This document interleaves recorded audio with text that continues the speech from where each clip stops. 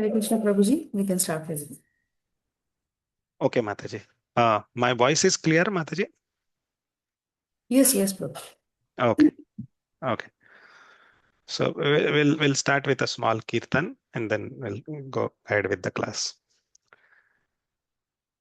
Jaya Radha Madhava Kunja Bihari Gopi Jana Vallabha Girivaradhari Jaya Radha Madhava Kunja Bihari Gopi Jana Vallabha Girivaradhari Yashodanandana Braja Jana Ranjana Yashodanandana Braja Jana Ranjana Yamuna Tiravanachari Yamuna Tiravanachari Jaya Radha Madhava Kunja Bihari Gopi Jana Vallabha Girivaradhari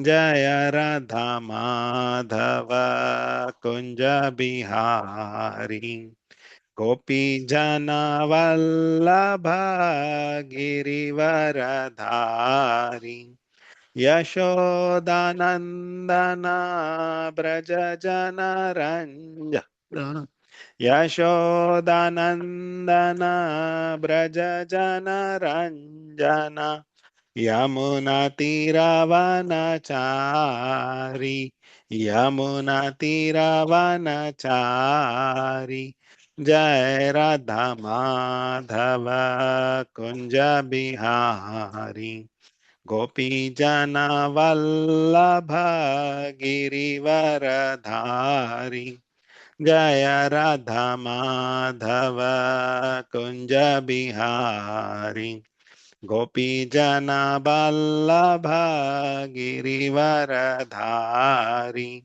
Yashodanandana Braja Jana Ranjana Yashodanandana Braja Jana Ranjana Yamuna Tiravanachari Yamuna Tiravanachari Jai Radha Madhava Kunja Bihari Gopi Jana Vallabha Girivaradhari Hare Krishna Hare Krishna Krishna Krishna Hare Hare Hare Rama Hare Rama Rama Rama Hare Hare Hare Krishna Krishna Krishna Hare Hare Hare Rama Rama Rama Hare Hare Hare Krishna Krishna Krishna Hare Hare Hare Rama Rama Rama Hare Hare Jayo Jagannatha Jagannatha Baladeva Jaya Subhadra Jagannatha Swami Nayana Patagami Bhavatu me Jagannatha Swami Nayana Patagami Bhavatu me Nitai Garango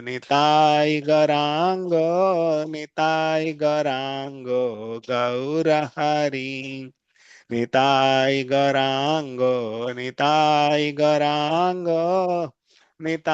Garango Gaurahari Jaya Sachinandana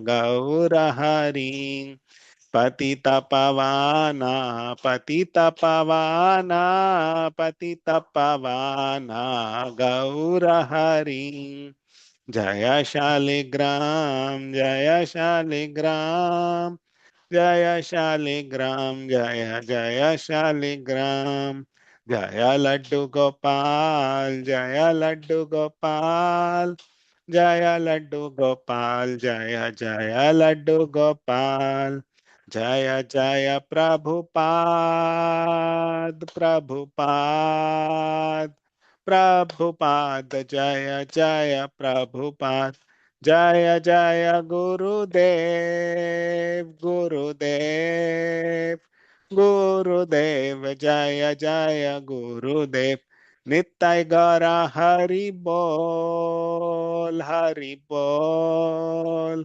Hari बोल नित्य गौर हरि बोल हरि बोल हरि बोल हरि बोल हरि बोल नित्य गौरा हरि बोल हरि बोल हरि बोल नित्य गौर हरि बोल श्रील गुरुदेव की जय श्रील प्रभुपाद की जय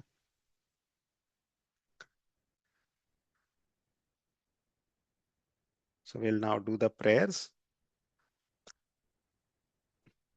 ॐ अज्ञानतिमिरान्धस्य ज्ञानाञ्जनशलाकया चक्षुरुन्मीलितं येन तस्मै श्रीगुरवे नमः श्रीचैतन्यमनोभीष्टं स्थापितं येन भूतले स्वयं रूपा कदा मह्यं ददाति स्वापदान्तिकम् वन्देऽहं श्रीगुरो श्रीयुतापदकमलं श्रीगुरून् वैष्णवांश्च श्रीरूपं साग्रजातां सहगना रघुनाथान्वितं तं सजीवं साद्वैतं सावधूतं परिजनासहितं कृष्णचैतन्यदेवं श्रीराधा कृष्णपदान् सहगना ललिता श्रीविशाखान्वितांश्च हे कृष्ण करुणा सिन्धु दीनबन्धो जगत्पते गोपेशा गोपिका कान्ता राधा कान्ता नमोऽस्तुते तप्त काञ्चना गौराङ्गी राधे वृन्दावनेश्वरी वृषभानुस्तुते देवी प्रणमामि हरिप्रिये वाञ्छाकल्पतरुभ्यश्च कृपा सिन्धुभ एव च पतितानां पावनेभ्यो वैष्णवेभ्यो नमो नमः जय श्री कृष्ण चैतन्य प्रभो नित्यानंद श्री अद्वैता गदाधर शिवासादि गौर भक्त वृंदा हरे कृष्णा कृष्ण कृष्णा हरे हरे हरे रामा राम रामा हरे हरे हरे कृष्णा कृष्ण कृष्णा हरे हरे हरे रामा राम रामा हरे हरे हरे कृष्णा कृष्ण कृष्णा हरे हरे हरे रामा राम रामा हरे हरे ओम नमो भगवते वासुदेवाय ओम नमो भगवते वासुदेवाय ओम नमो भगवते वासुदेवाय नारायणं नमस्कृत्य नरं चैव नरोत्तमं देवीं सरस्वतीं व्यासं ततो जयम् उदीरयेत् नष्टप्रायेषु अभद्रेषु नित्यं भागवत सेवया भगवती उत्तमश्लोके भक्तिर्भवति नैष्टिकी कृष्णाय वासुदेवाय देवकीनन्दनाय च नन्दगोपकुमाराय गोविन्दाय नमो नमः नमः पंकजनाभाय नमः पंकजमालिने नमः पंकजनेत्राय नमस्ते पंकजांग्रहे नमो महावदन्याय कृष्णप्रेमप्रदायते कृष्णाय कृष्णचैतन्य नामिने गौरत्विषे नमः नमो ब्राह्मण्याय देवाय गौ ब्राह्मणहिताय च जगद्धिताय कृष्णाय गोविन्दाय नमो नमः। नमा ओम विष्णुपादाय कृष्णप्रेष्ठाय भूतले श्रीमते भक्ति वेदांत स्वामी इति नामिने। नमस्ते सरस्वती देवे गौरवाणी प्रचारिणे निर्विशेष शून्यवादी पाश्चात्य देश तारिणे। जय श्री कृष्ण चैतन्य प्रभो नित्यानंद श्री अद्वैता गदाधर श्रीवासादि गौर भक्त वृंदा। हरे कृष्णा कृष्ण कृष्णा हरे हरे हरे रामा राम राम हरे हरे। हरे Krishna Krishna Krishna Hare Hare Hare Rama Ram Ram Hare Hare.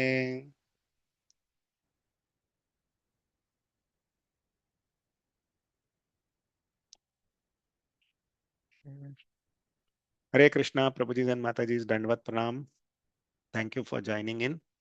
Uh, so today we are going to discuss about we'll continue the discussion from where Sucharita Mataji left yesterday.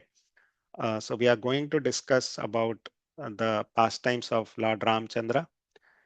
Lord Ramchandra Bhagwan ki jai. It is said that there is a shloka Ram Rameti Rameti Rame Rame Manorame Sahasranam Tattulyam Ram Nama Varanane. So we are going to discuss about the glories of Lord Ramchandra. And when we discuss the glories of Lord Ramchandra, Hanumanji is always there. And it is said that for Lord Hanuman, it is said that Jitendriyam Buddhimatam Varishtam Vatatmajam Vanaryutha Mukyam Sri Ram Dutam Sharnam Prapadde. So Lord Hanuman is Jitendriyam and he is Buddhimatam Varishtam. So he is the top amongst the intelligent men, and he is Vanaryutha Mukyam. So he was one of the main uh, uh, personalities in the army of Lord Ramchandra, and he's the Doot who carried the message of Lord Ramchandra to Mother Sita. So we'll discuss about these pastimes of Lord Ramchandra from Srimad Bhagavatam. So I'll share my screen. Please let me know if you can see it. So I think we were in shloka. We'll start from shloka 16, correct? Uh, so this is the shloka from which we'll continue the discussion. And this discussion in Srimad Bhagavatam is uh, is actually very brief discussion about the glories of Lord Ramchandra, and most of the discussion about the glories of Lord Ram and Ramayan is in Valmiki Ramayana. So there is a itihasa called Ramayana, and where all this are described in great detail. So here Sukadev Goswami will briefly talk about the pastimes of Lord Ramchandra, and then in the ninth canto, and this discussion was happening about uh, the lineage of the Suryavanshi kings, and Lord Ramchandra comes in that lineage, and hence there is some discussion of Lord Ramchandra in this canto. So we are in canto 9th, chapter 10th, and we will start from shloka 16th. Uh, Anybody would want to read the shloka? The shlokas are little difficult to read, but if somebody can read, please go ahead and read the shloka in translation and purport. Anybody wants to read? I can do the shloka, Prabhuji. Hare Krishna. Dandavat Hare Pranam. Dandvat Pranam, Mataji, please go ahead.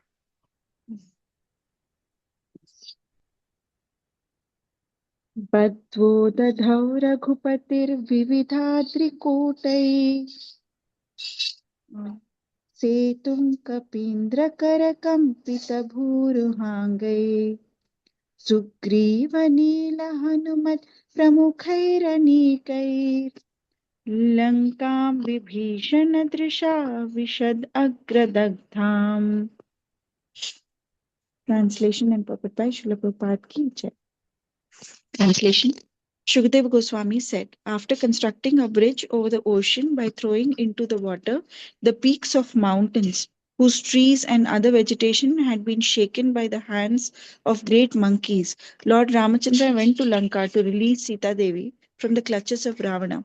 With the direction and help of Vibhishana, Ravana's brother, the Lord, along with the monkey soldiers, headed by Sugriva, Neela, and Hanuman, entered Ravana's kingdom, Lanka, which had previously been burnt by Hanuman. Purport: great mountain peaks covered with trees and plants were thrown into the sea by the monkey soldiers and began to float by the supreme will of the Lord. By the supreme will of the Lord, many great planets float weightlessly in space like swabs of cotton. If this is possible, why should great mountain peaks not be able to float on water? This is the omnipotence of the Supreme Personality of Godhead. He can do anything and everything he likes because he is not under the control of the material nature.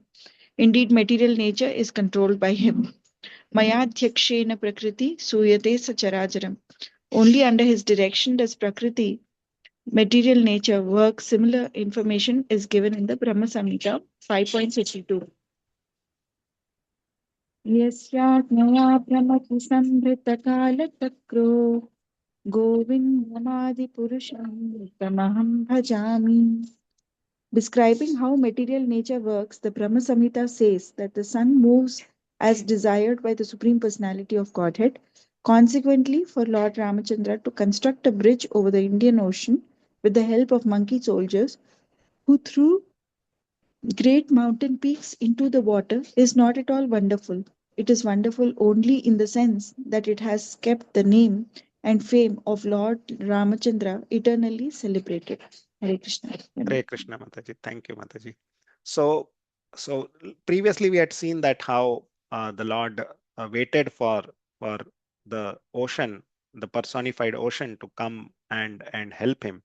But when he said no and he did not come, then the Lord became angry. And once the Lord became angry, the ocean came out and fell at the feet of the Lord and told him that you can use my waters as the way you like. And we can see here that, see, it's for the Lord it is very easy to do anything. But why a bridge was built? Now this is very simple to understand, right? The bridge was built in order to give service to those monkeys, right?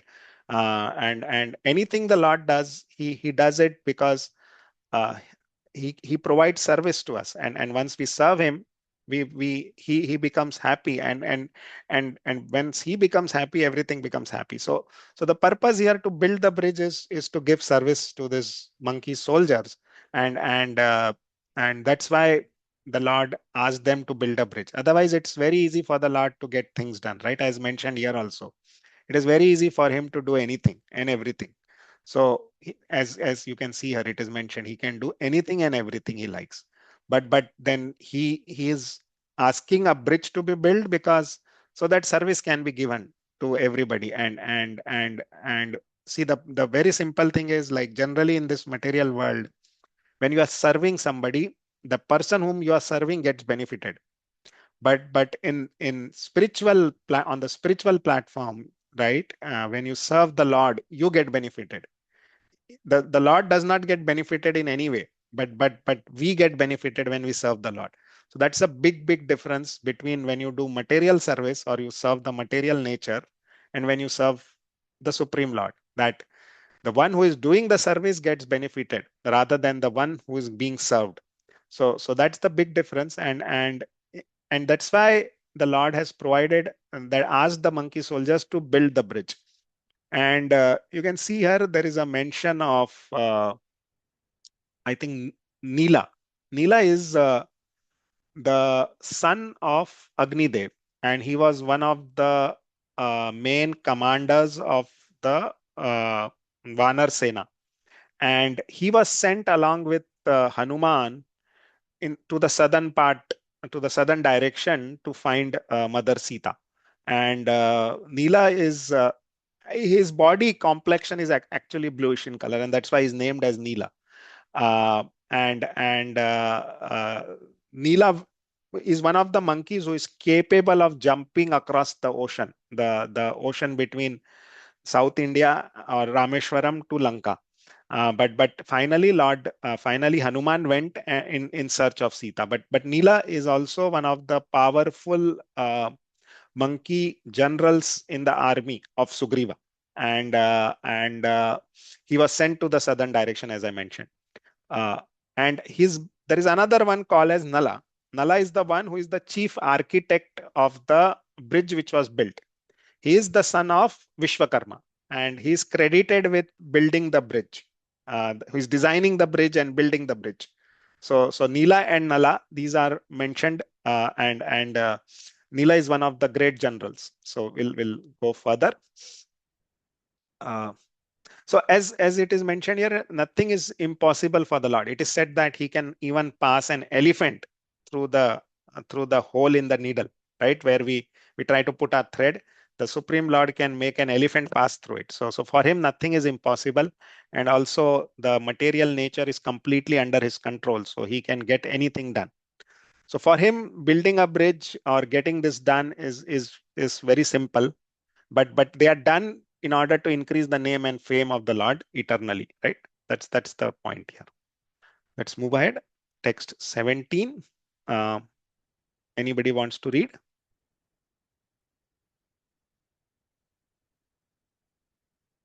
Okay. If not, I will read the translation.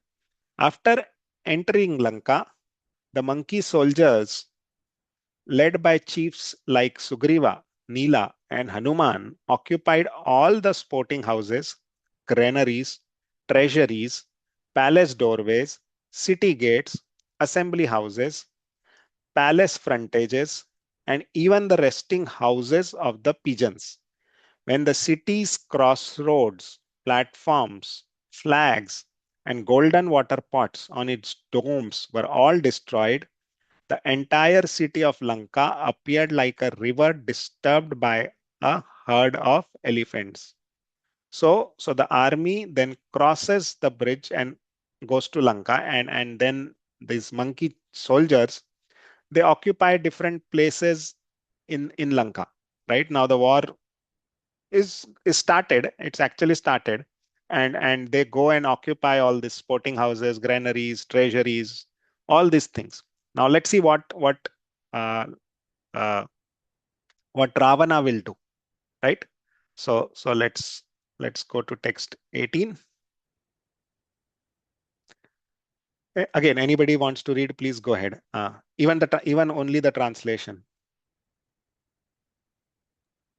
Prabhuji, I can read Prabhuji. the translation. Yeah, please go ahead.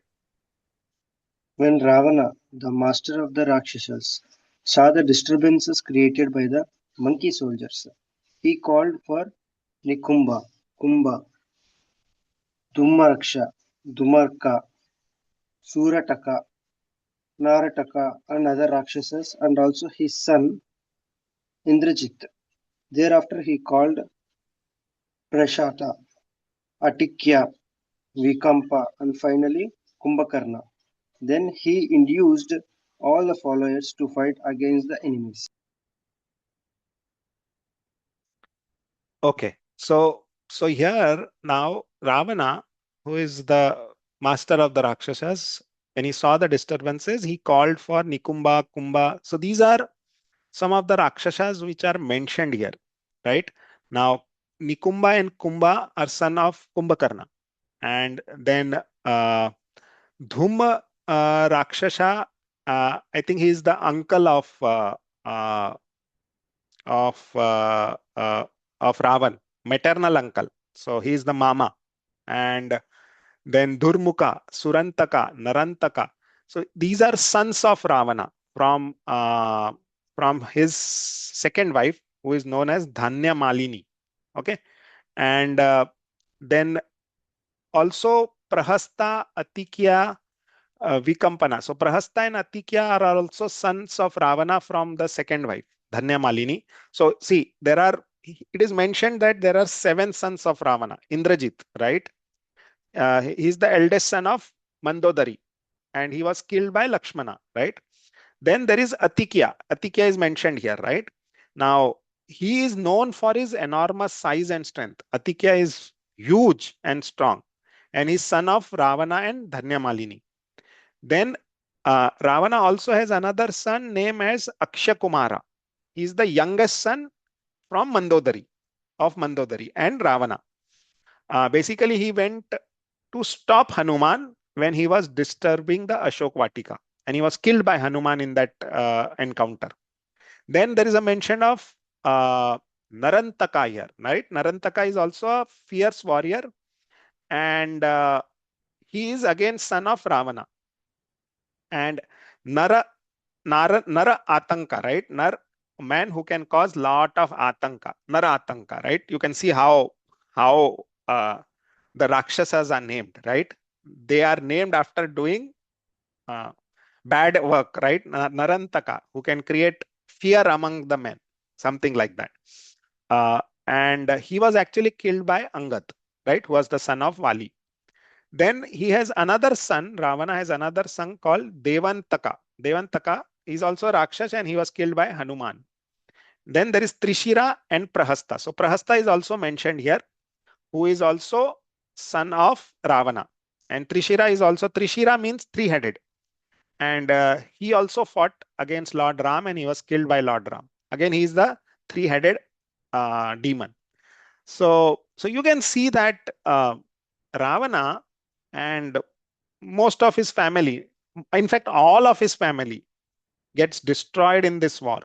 And they all get destroyed because they are on the side of Adharma, right? And we'll see how going forward, how everybody tries to uh, explain to Ravana to give Sita back, but he's adamant and does not heed to anybody's advice. In fact, Ravana's you can say Nana, right? His wife's father, right? Who is Sumali, also advised Ravana to return back Sita, but he did not heed to his advice also, and that led to the complete downfall of the whole Rakshasa dynasty, as we'll see going forward. So these are some of the Rakshasas who are mentioned and who they are. Uh, and mm, Surantaka also, right? The name Surantaka, Sura and Atanka. So somebody who can cause havoc or fear in the hearts of Suras. Suras means demigods or somebody who believes in God, right? Rakshasas, Suras and Asuras, right? So Sura Atanka means he who can cause fear in the hearts of the Suras or the demigods. Okay, so let's move forward.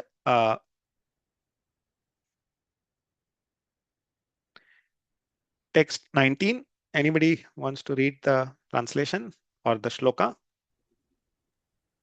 Krishna Prabhuji, should I read Prabhuji? Yeah, go ahead, Mataji, go ahead. Tam yatudana prarthanam asisula chapa. I don't think I can read. Okay, Mataji, no problem. You can read the translation. Translations and purport by Srila Prabhupada Ki Jai. Translation. Lord Ramchandra, surrounded by Lakshmana and monkey soldiers like Sugriva, Hanuman, Gandhamada, Neela, Angada, Jambavana, and Panasa, attacked the soldiers of the Rakshasas who were fully equipped with various invincible weapons like swords, lances, bows, prashas, rishtis, shakti, arrows, khadgas, and tomaras. Hare Krishna. So here there is a mention of some of the generals or monkey soldiers, Sugriva, Hanuman, Gandhamada, Neela. We just discussed about Neela. Angada is son of Vali, Jambavan, and Panasha. So these are some of the soldiers, and again a description is given about the Rakshasas. Now the the Rakshasas are very well equipped, right? Because they are in a kingdom, right? And they have their own swords, bows, and everything. They are very well equipped. But these monkey soldiers, they are not equipped actually. There is no mention of their weapons because they were using the trees and the mountain tops as weapons in order to attack the Rakshasas. Because Lord Ramchandra was in the forest, right? He did not have an army. So since he did not have an army and the soldiers like Sugriva, right? Sugriva and these monkey soldiers also did not have any weapons, but they were using the trees and the mountain tops as weapons in order to fight these Rakshasas.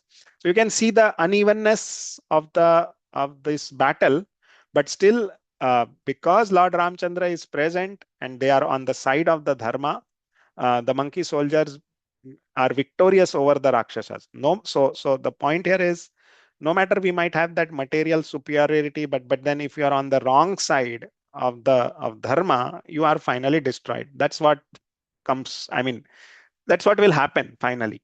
No matter how much power you have, how much opulence you have, all that gets destroyed. It's just a matter of time, and that's what will happen with Ravana. So let's move forward.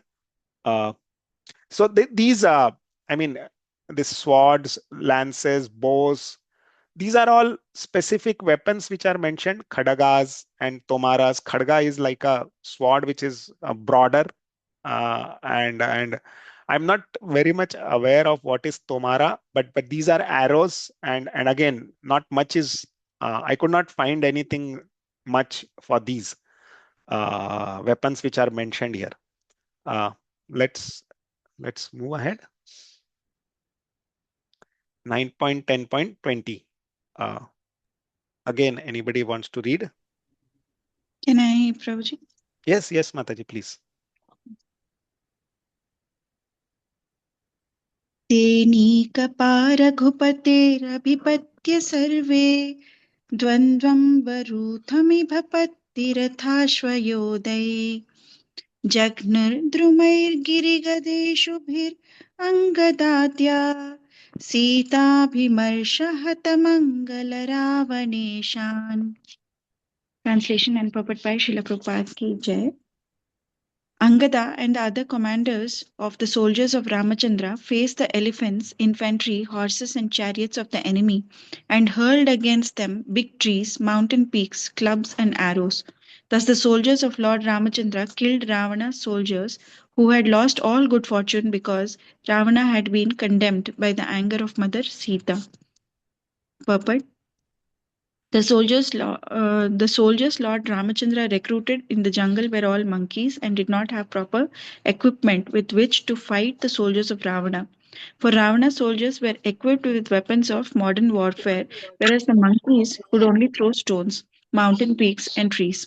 It was only Lord Ramachandra and Lakshmana who shot some arrows. But because the soldiers of Ravana were condemned by the curse of Mother Sita, the monkeys were able to kill them simply by throwing stones and trees.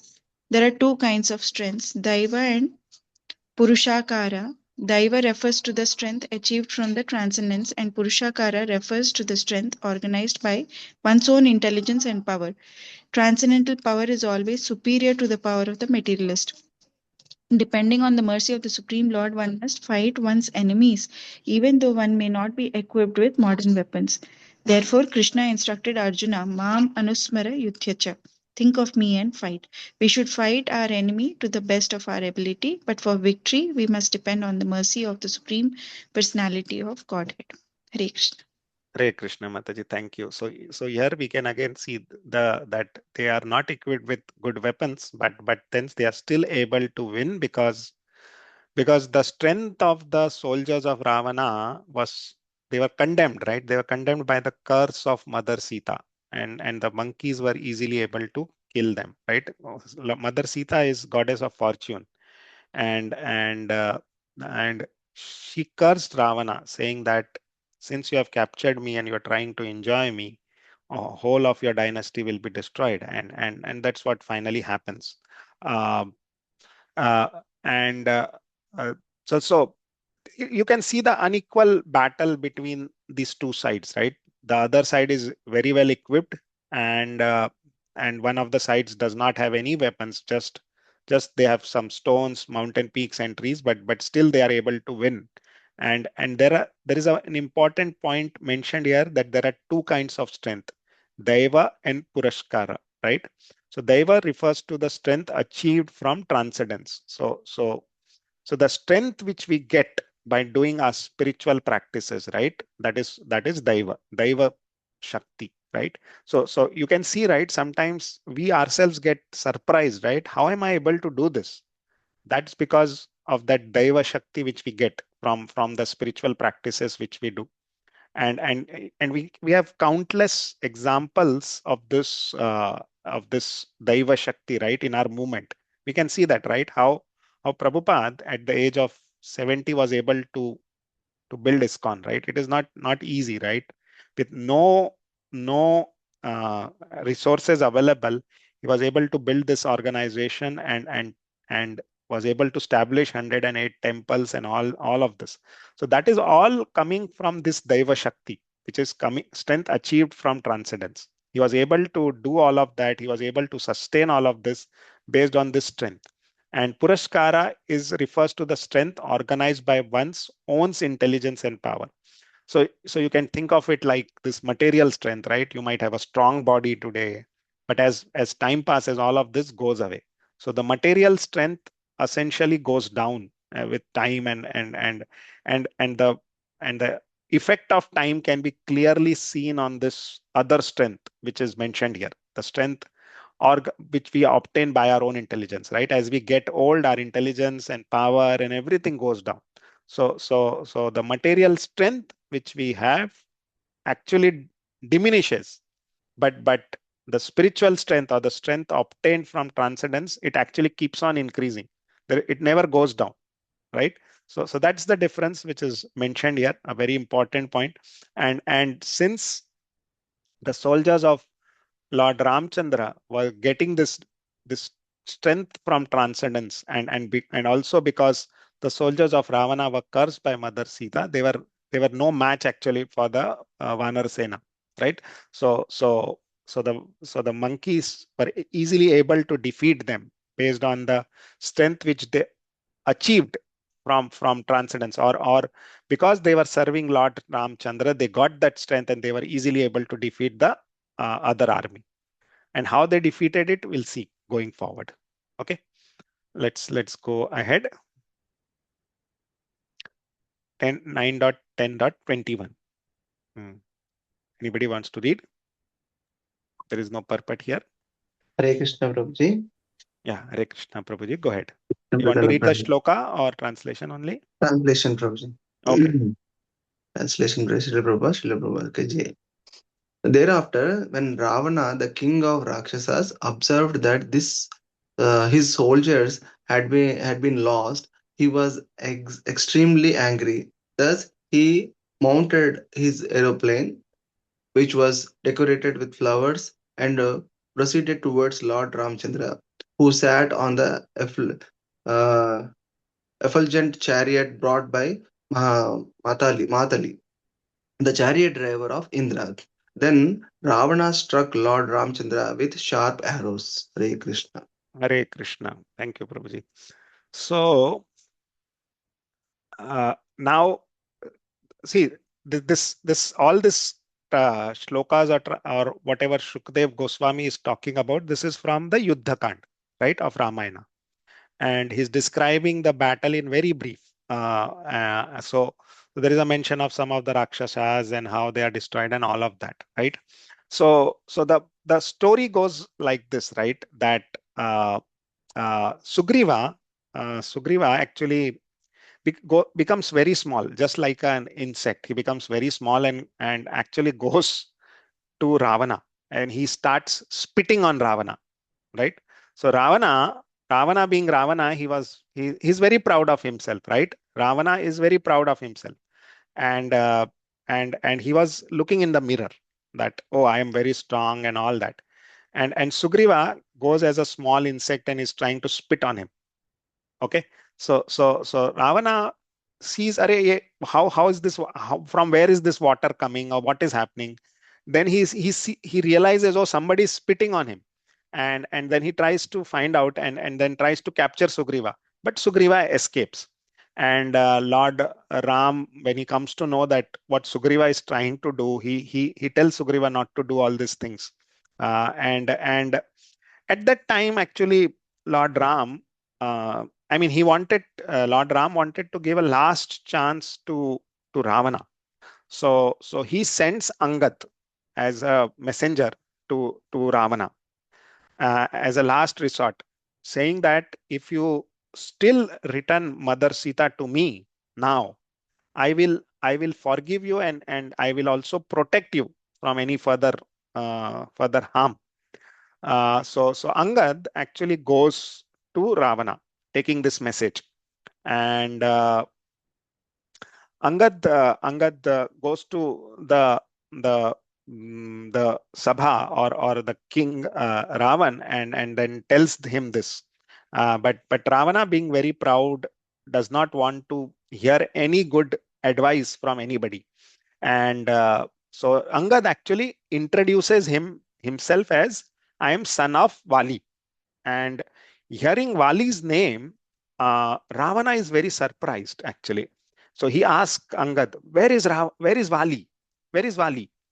And and Angad tells him that Vali has been killed by Lord Ramchandra with a single arrow. Now this actually surprises Ravana, and Ravana is actually shocked hearing this. Now, because Ravana, um, Ravana had met Vali, and Ravana was thoroughly insulted by Vali. So the story goes that Ravana actually wanted to kill Vali, and he actually knew Vali is very strong, and he wanted to kill Vali, and he also knew that Vali had this boon that somebody who comes before him and wants to fight with him, Vali takes away 50% of his strength. So Vali has that boon that anybody who fights with him, he takes 50% of his strength. So Ravana thinks that I will kill Vali from behind. I'll go when he's sitting, and I'll go from behind and try to kill him. So actually Ravana goes from behind and tries to attack Vali. Now what does Vali do? Vali actually gets hold of Ravana by his tail. He just captures Ravana with his simple tail. He binds him. And Vali had this habit of doing Gayatri, by jumping from one end of, like it's like four corners of India, right? Char Dham, he used to do his Gayatri. So he got hold of Ravana, and he was jumping from one end to the other end, to the other end, and to the other end. And Ravana was powerless, and he could not do anything. And Ravana actually told Vali, right? This is, if you want to at least kill me, or I mean, if you want to capture me, please do it properly. Don't bind me with your tail. It is so very humiliating. And then Vali then releases him and laughs, and lets him go. So Ravana knew that Vali is very strong, right? And when he hears that Vali was killed with one arrow of Lord Ramchandra, he's very surprised. And he actually praises the chest of Vali, right? He knows how strong is it. How is it possible that one arrow could kill Vali? So there are shlokas in Valmiki Ramayana where when this meeting happens, he is praising Vali, and describing the strength of his chest and everything.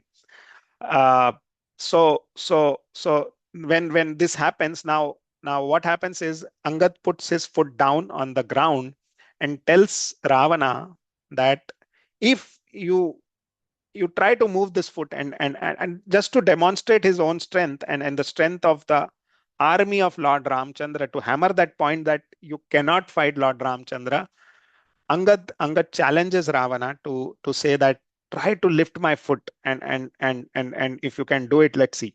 So Ravan, being Ravan, he says that no, I will not do it. Then he calls his Rakshasas, and they all try, nothing happens.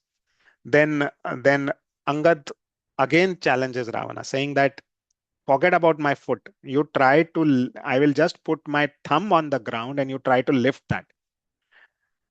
Again, Ravana tries. Now this time Ravana himself tries, and he fails. And Angad at that time warns Ravana that, you can see that I am just a normal soldier in the army of of Lord Ramchandra, and there are so many of such kind of soldiers in in Ram's army. You cannot win the war against Ram. So give back Mother Sita, and you will be protected. Whole of your lineage will be protected. But Ravana was too much carried away by pride and lust, and he did not heed to that good advice. Now, Ravana actually asks uh, Angad, how are you getting this strength? How is it possible that you are getting this strength?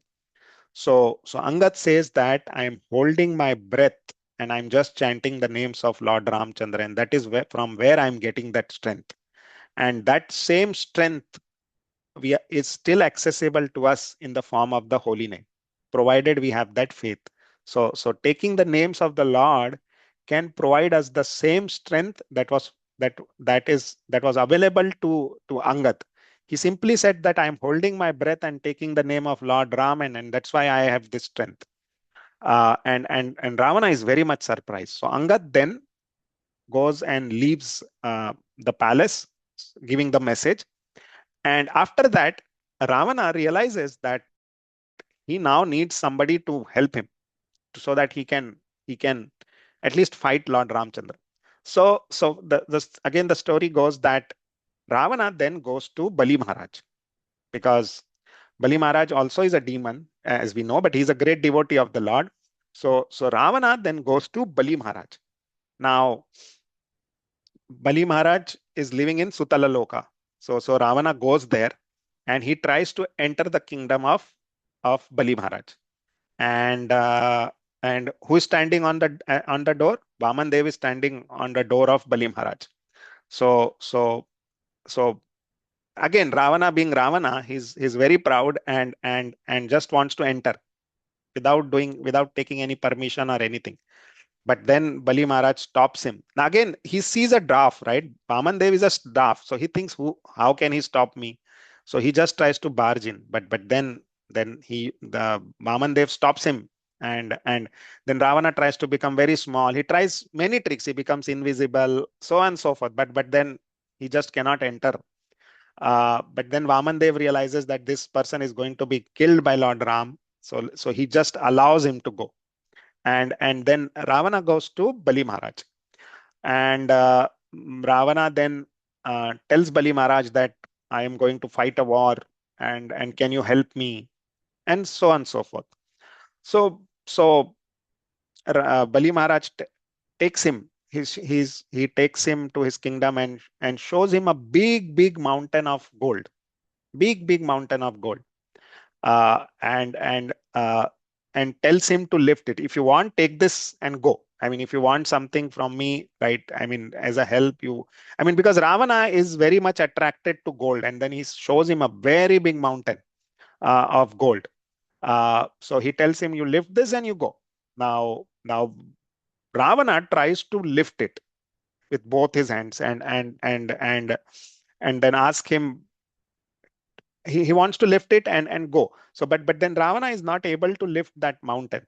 And then Bali Maharaj again takes him to a different place and shows him a ring, a ring, a necklace, basically a earring, and then tells him to take this. But again, he's not able to lift that as well. Now, Bali Maharaj tells Ravan that, see, when you came as Hiranyakashipu and Hiranyaksh, you were able to lift this kind of mountains, and then you fought with Narsinghadev and you were defeated by Narsinghadev and killed by Narsinghadev. In when you are so very powerful, you, you see that earring, it's just merely a earring and you are not able to lift now. And you're going to fight the same Narsinghadev who has come as Lord Ram now. So forget about all of this and just simply give back Sita and save yourself. So Bali Maharaj also instructs him to do that. But Ravana again does not uh, accept that advice, and he comes back from the kingdom of Bali Maharaj, and then the war continues.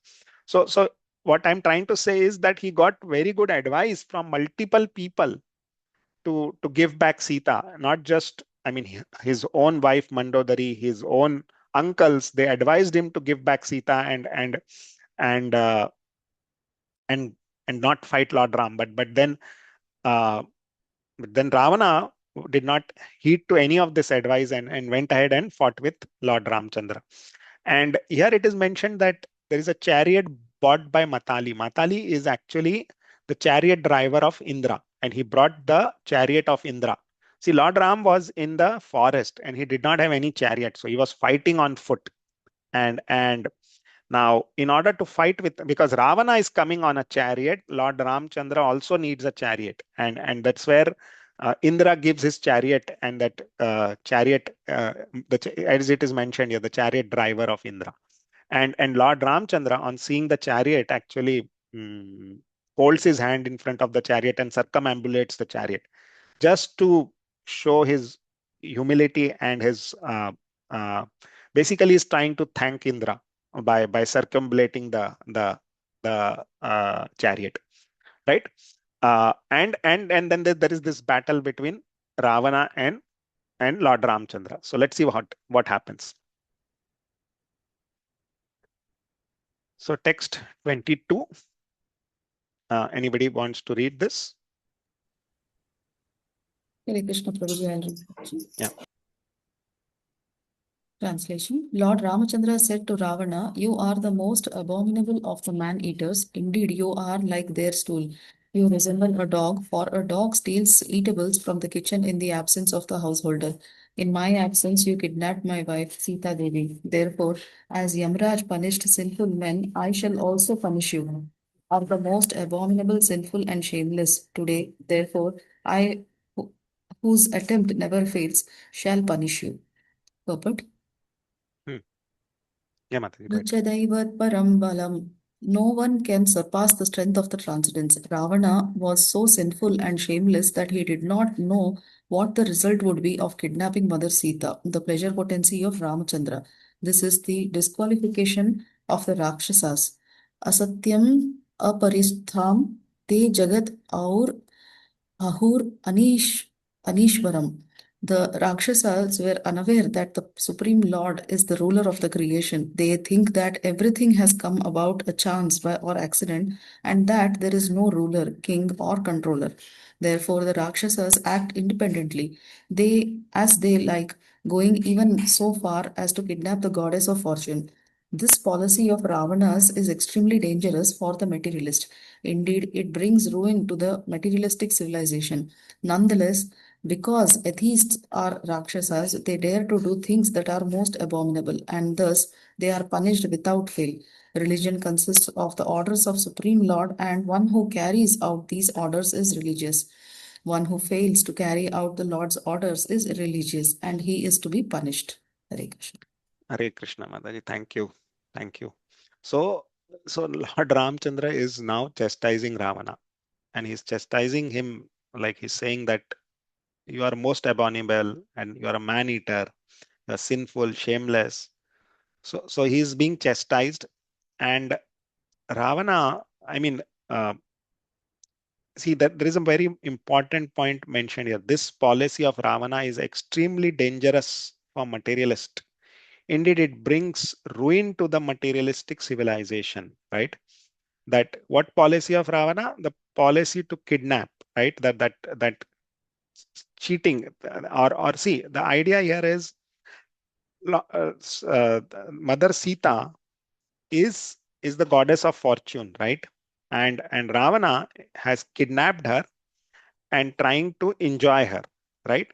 So similarly, if you look at today, right, our modern education system, or the way things are going, we are also trying to exploit the material world or the mother nature, right? Mother nature, right?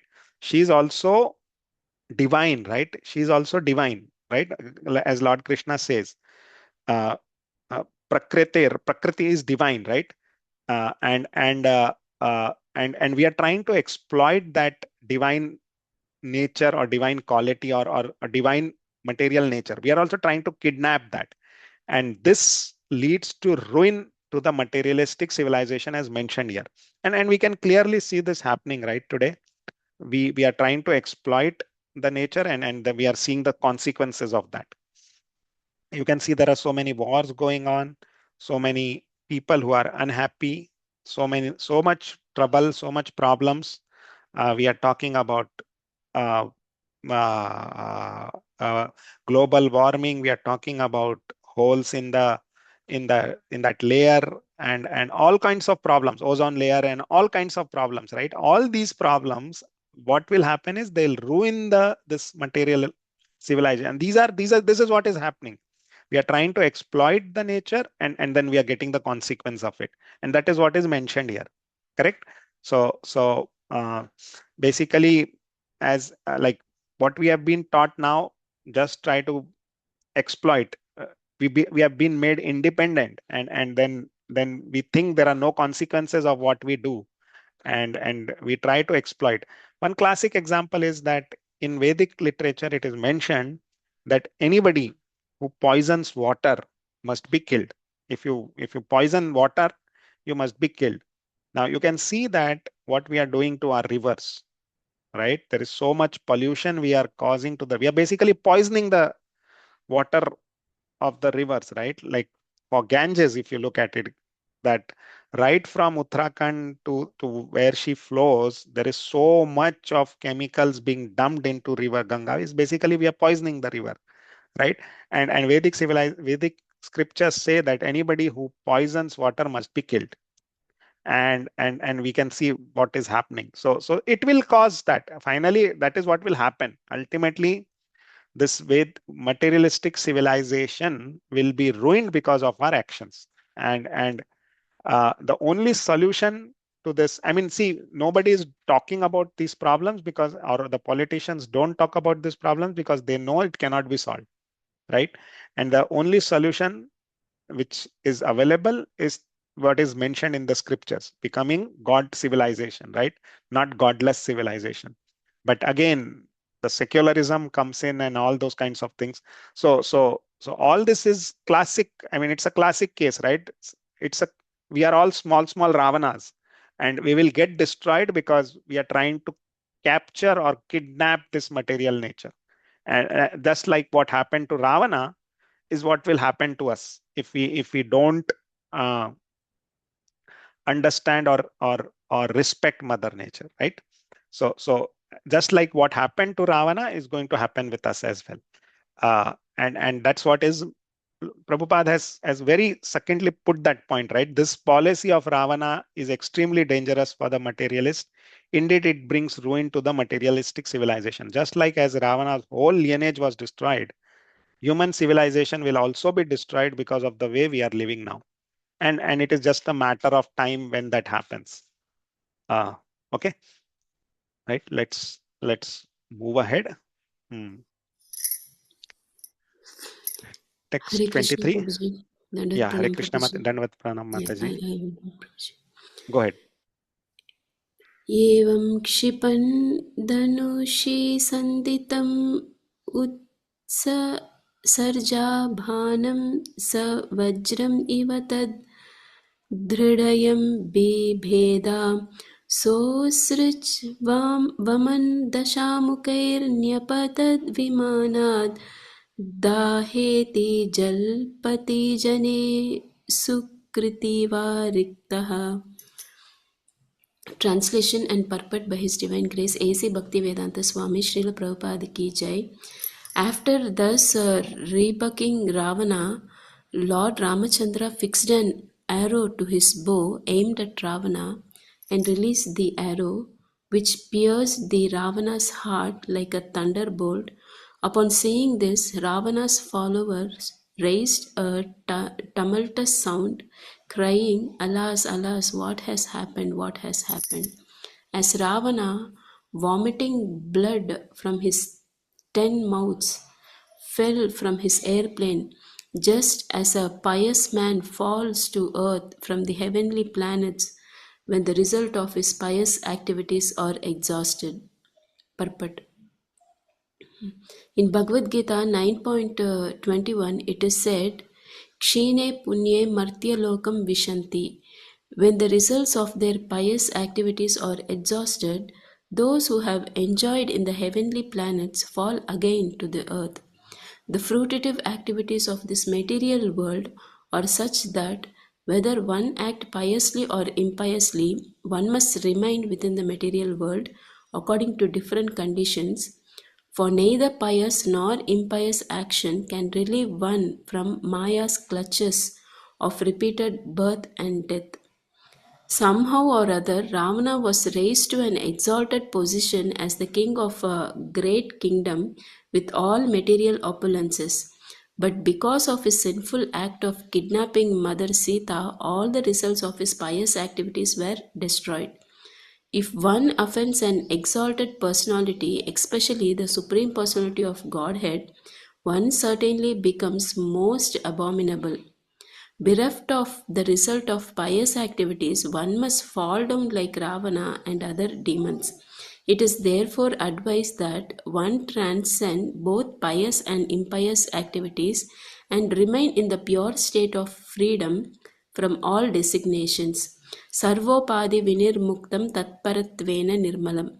When one is fixed in devotional service, he is above the material platform.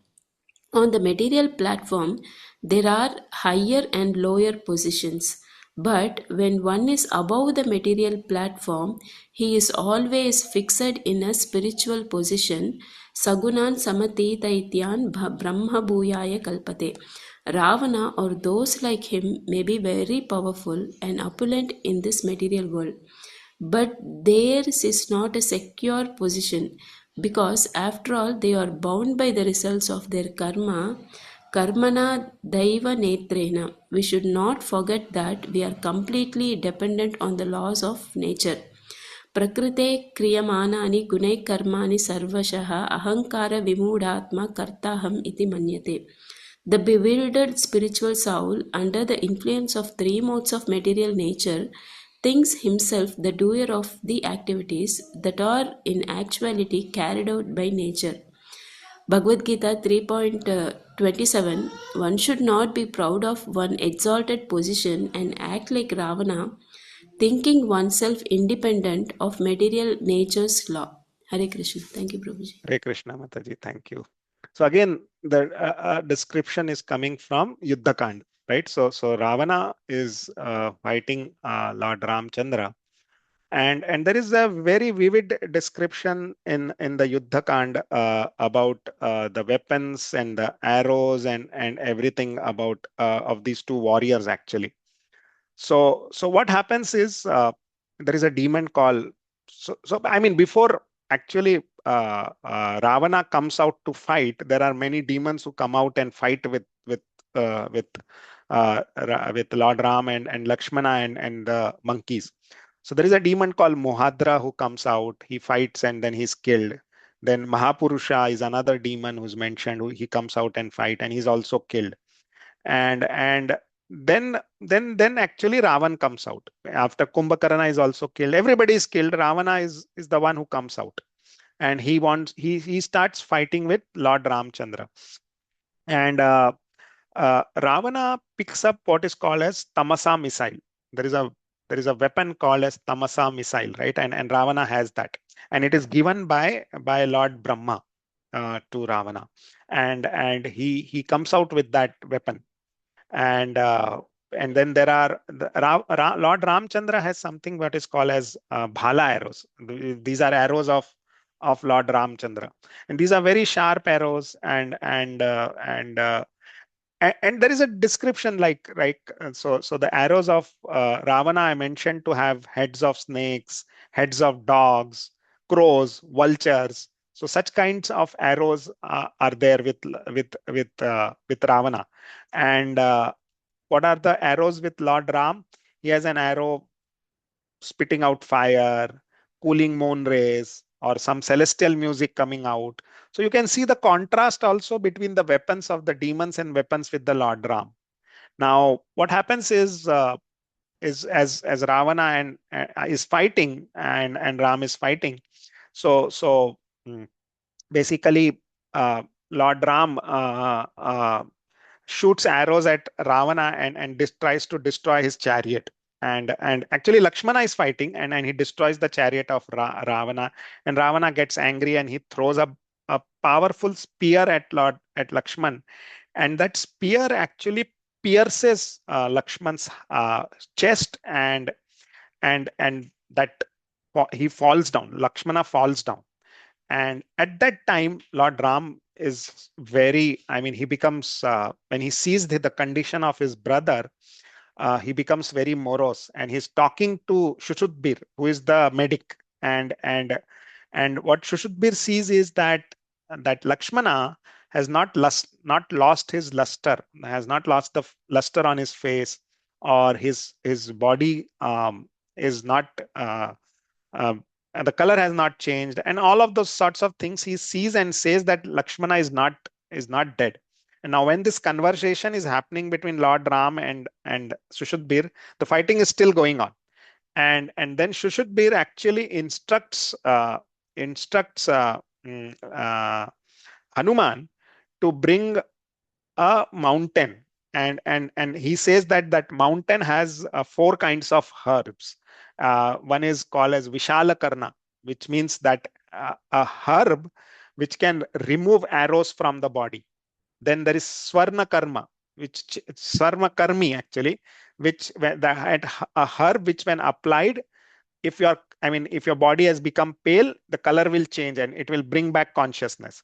Then he says Sanjeeva Karna, so another herb, and then Sandhini, a herb which can basically repair the fractured bones. Now you can see that these kind of herbs were available at that time. Now Mother Nature has actually stopped giving us such kind of herbs because we are trying to exploit her. So those kind of herbs were available at that time, which could even join the fractured bones. And that's what Shushudbir tells Hanuman to get that mountain, and Hanuman then brings that mountain and brings back Lakshman to life. And Lord Ram then fights with Ravana.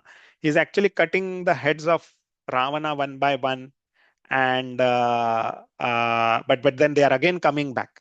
So the Lord Ram becomes confused what is happening, and that's where then Vibhishana explains, and then Ram kills Ravana, and that's what is mentioned here, that uh, that when Lord Ram the arrow pierces the heart of Ravana, and then he's basically oozing out blood from all his 10 mouths, and he falls down on earth and is killed actually. So and Prabhupada then explains here that anybody who actually is basically somebody who's fighting against Lord Ram, or who is offending an exalted personality, right? Spirit, especially the Supreme Personality of Godhead, he is bound to be killed, and the result uh, the result will always be bad for him. So it is very important for us to understand that we do not offend any great personalities or great Vaishnava. When we say exalted here, it means great Vaishnavas and Supreme Lord. And Lord Ravana, Lord Ravana actually fought with Lord Ram, and he kidnapped Mother Sita. So he was definitely doomed, and as I said, it was just a matter of time. So Lord Ram now kills Ravana on the battlefield. So very brief description is given here, but Valmiki Ramayana describes all of this in great details. And as I said, Lord Ram had that chariot from Matali, right? Who is the charioteer of Indra. Now, during the war, there is one more thing which happens, that so Ravana also has a charioteer, right? And Lord Ram has this chariot of Indra. Now, what happens is Lord Ram shoots arrow. I mean, Lakshman had shot arrows and destroyed the chariot and injured the chariot driver. So that chariot driver actually runs away, and Ravana becomes very angry at that chariot driver. And but that chariot driver then explains Ravana that why he ran away, and tries to explain the dharma and all of that. And then Ravana actually gets convinced with his argument, and then Ravana realizes that he needs him now for fighting. So he actually awards him and speaks nice words to him in order to calm him down, and because he knows that he needs that chariot driver now to fight with Lord Ram. Uh, and on the other hand, Matali, who is the chariot driver of Indra, Lord Ram actually tells him that you know how to drive a chariot. I don't need to instruct you anything. So please go ahead and do what you think is best. And that makes Matali very happy actually. And so here you can see that relationship between the master and the servant. So Ravana's relationship with his chariot driver is based on passion. Ravana needs him, and he gets angry with him and all of that. And uh, so it's like a give and take relationship based on passion, right? But you can see the relationship of Matali with Lord Ram and Lord Ram, it's based on mode of goodness, right? And so Matali is very happy to actually drive Lord Ram in that battlefield as a service also, and because Lord Ram praised him, right? And told him that you know what needs to be done. So go ahead and do that. So he's basically giving that confidence to Matali to do that service. And Matali is very happy with that, and he performs the service of driving the chariot for Lord Ram in that battle. So you can see that relationship between the servant and the master. And in a mode of ignorance also, there can be a relationship where neither the master is happy, neither the servant is happy. And in the battle of Mahabharat, there is a Shalya and the warrior, and they were both not very happy. So that relationship is based on that mode of ignorance. It's an example of relationship based on mode of ignorance. So finally Ravan is killed here, and he's brought down, and he's oozing blood from all his 10 mouths, right? So Lord Ram finally kills Ravana. Let's see what happens next. Text 24. Hare Krishna, Hare Prabhu. Can I read? Krishna. Yes, Prabhuji. 24. Tato nishkramya lajgaya yatu dhanya sahasrasaha mandodharya samam tatra prarudantya upadravan. Hare Krishna. Translation by Prabhupada, Srila Prabhupada ki jai. Thereafter, all the women whose husbands had fallen in the battle, headed by Mandodari, the wife of Ravana, came out of Lanka. Continuously crying, they approached the dead bodies of Ravana and other Rakshasas. Hare Krishna. Hare Krishna. So Mandodari, once Ravana is killed, Mandodari gets the news and she comes out. She's very morose. And let's see what she does next. Continue, Prabhu. Yes, please, Prabhu. Swan bandhun parishajva lakshmaneshu radhitan rururdhu suswaram dhina gnanya atmanatmanaha. 25 Translation by Prabhupada, Srila Prabhupada ki jai. Striking their breasts in affection because their husbands had been killed by the arrows of Lakshmana, the women embraced their respective husbands and cried piteously in voices appealing to everyone. Hare Krishna. Hare Krishna. So they are very morose, and they are crying, and they're crying piteously, right?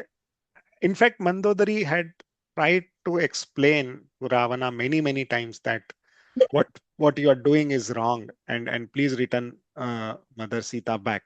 But Ravan did not heed to the advice, and that brought down his fall. And now she is very morose, and let's see what she does. Tahatma sma vayam nadha loka ravana kamyaya charanam lanka tvadvihina parajitaha. Translation by Srila Prabhupada ki jai. O my Lord, O Master, you epitomized trouble for others, and therefore you were called Ravana. But now that you have been defeated, we also are defeated. For without you, the state of Lanka has been conquered by enemy. To whom will it go? To whom will it go for shelter? Hare Krishna.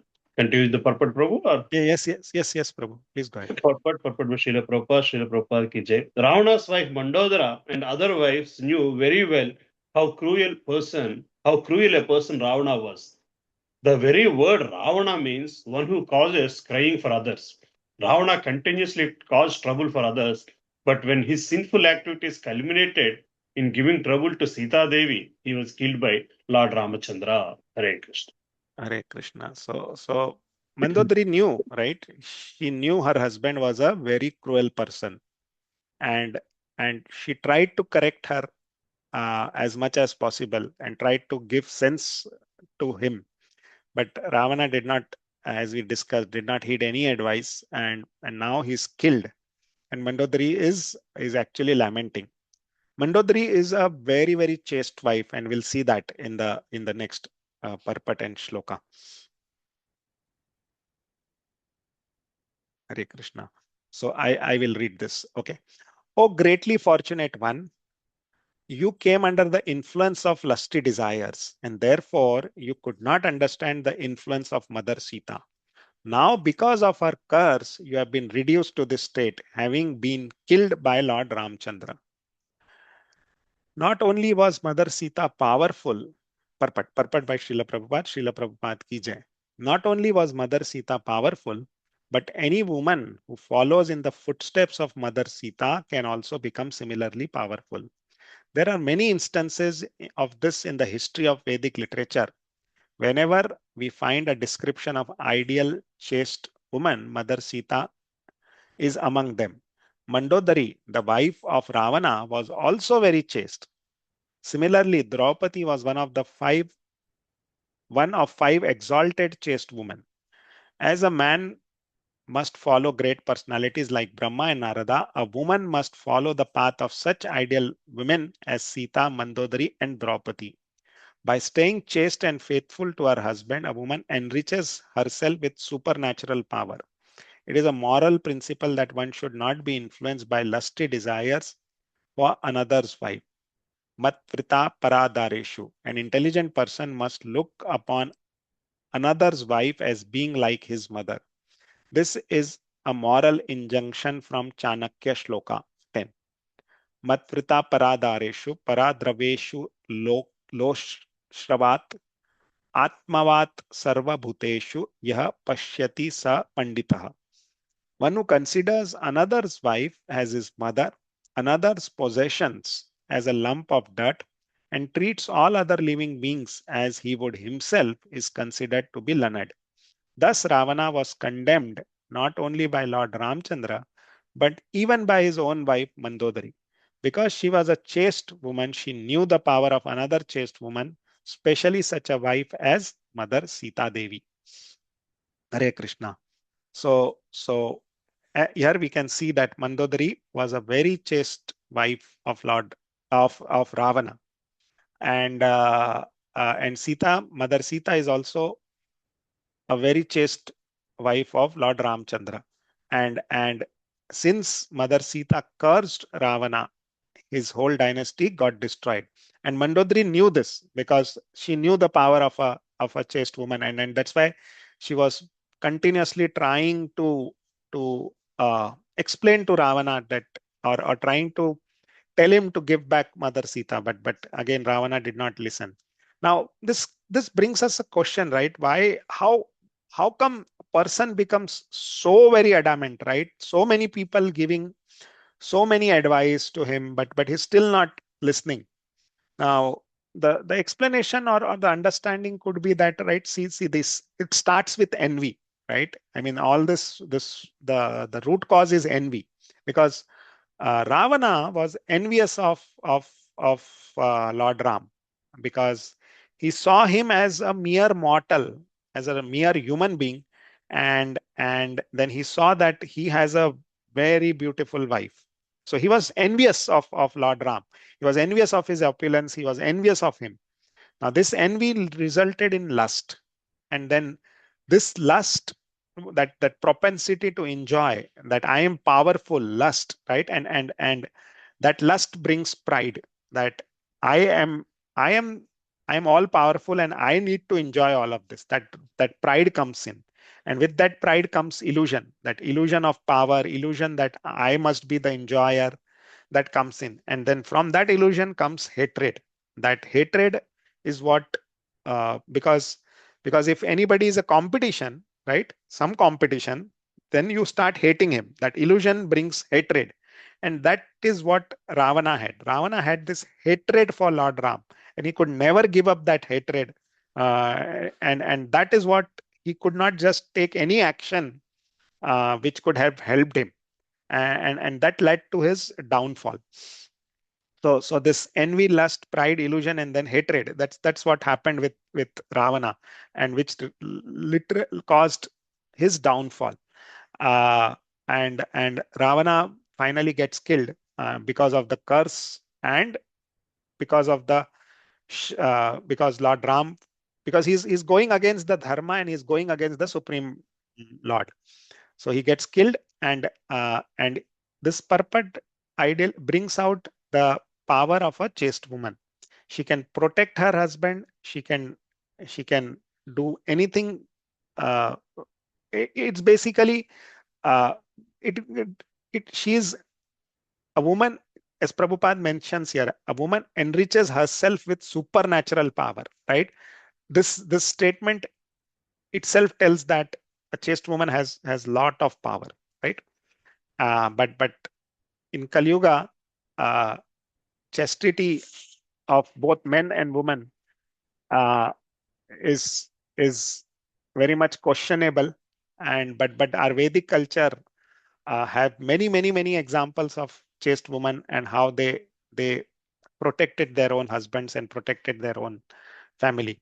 So a chaste woman is very powerful, and can be seen by the examples of Mandodari, as well as Mother Sita, Draupadi, as mentioned here. Okay, so let's move ahead to text 28.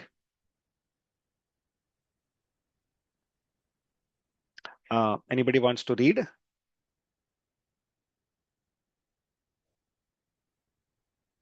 Okay, I'll Can I read do, that. Prabhuji? Hare Yes, Krishna. yes, go ahead, Mataji. Go ahead, Mataji. ऋतैषा विधवालङ्का वयं च कुलनन्दना देह कृतोन्नं Hare गृध्राणाम् Krishna. Hare Krishna, Prabhuji. आत्मानर्कहेतवे. Okay, that's fine. Go ahead. Translation and purport by Srila Prabhupada ki jai. O pleasure of the Rakshasa dynasty, because of you, the state of Lanka and also we ourselves now have no protector.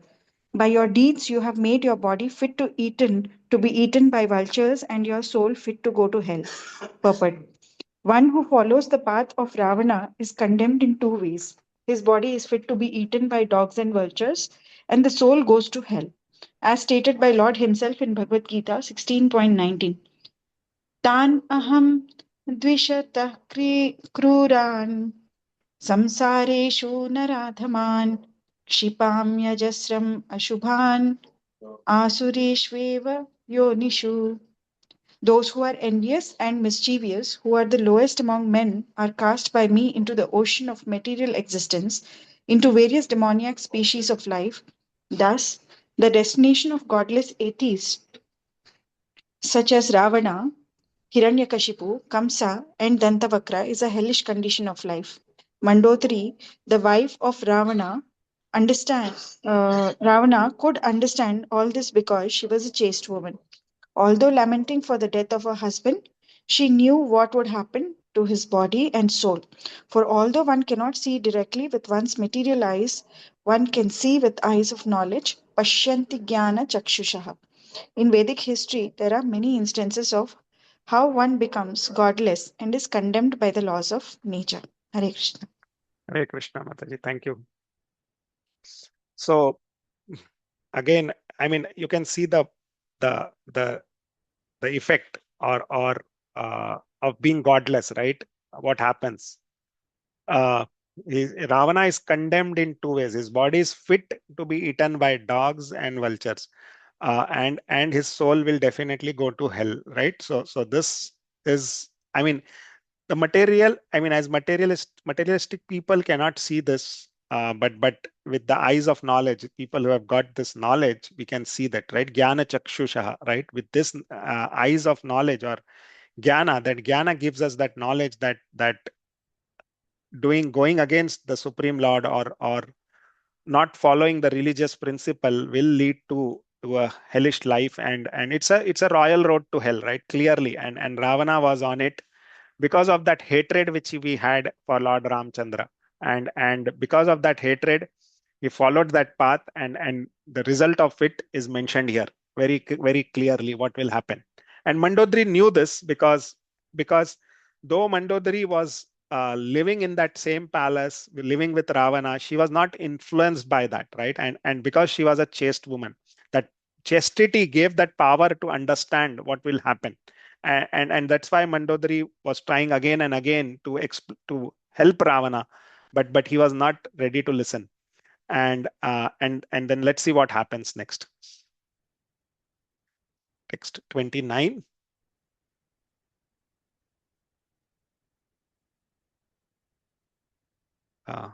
Anybody wants to read?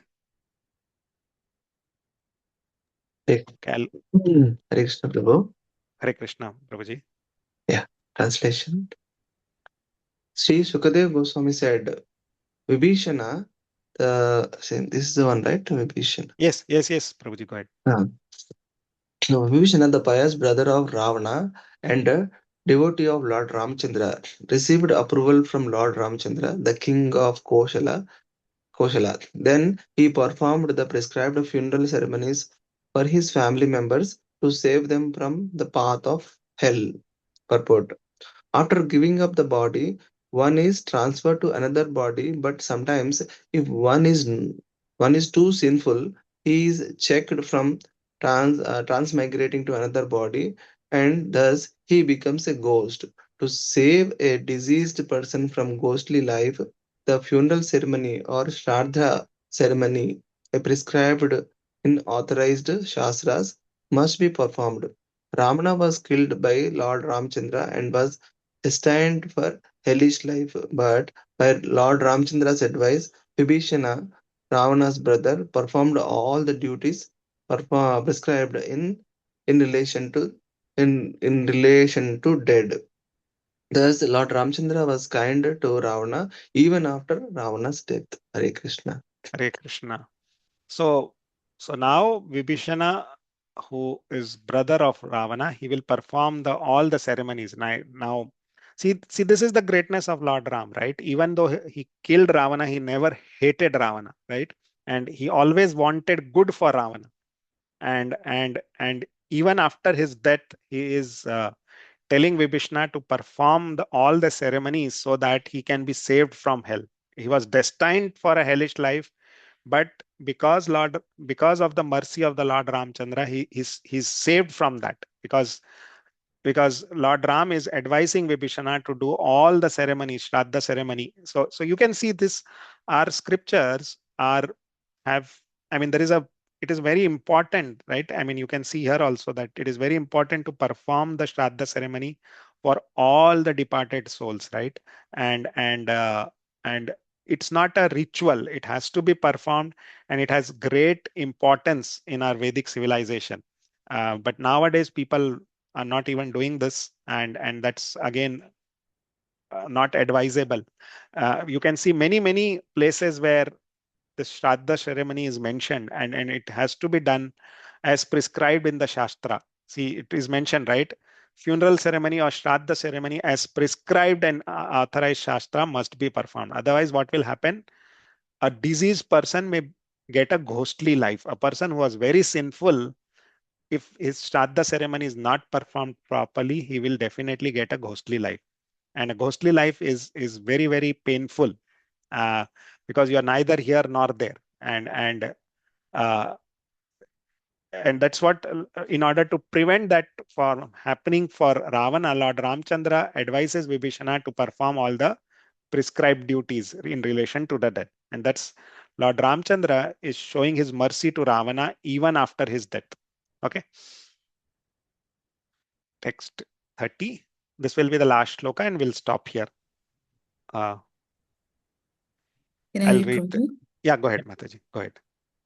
Translation. Thereafter, Lord Ramachandra found Sita Devi sitting in a small cottage beneath the tree named Shimsapa in a forest of Ashoka trees. She was lean and thin, being aggrieved because of separation from him. Hare Krishna. Hare Krishna. So then Lord Ram finally meets Sita Devi, and then we'll continue the discussion in the next class. So we'll stop here. Any questions, comments? See this. It's very briefly mentioned, but then Valmiki Ramayana gives lot of details of this war, and main description here is from the Yuddha Kand. But then there are a lot of descriptions in Valmiki Ramayana about this. So any questions or comments? Hare Krishna Prabhu, Dandavat from today. Dandavat Prabhuji. Today I realized that we have an amazing orator of Ramayana in our satsang. Very, very beautifully narrated, Prabhu. Thank you very much. The way Thank you, you're Prabhuji. explaining about, all the different Vanaras going and teaching lessons to Ravana was so beautiful. Thank you. Thank you, Prabhuji. Thank you. I mean, I just repeated from the lectures given by Shubha Vilas Prabhuji.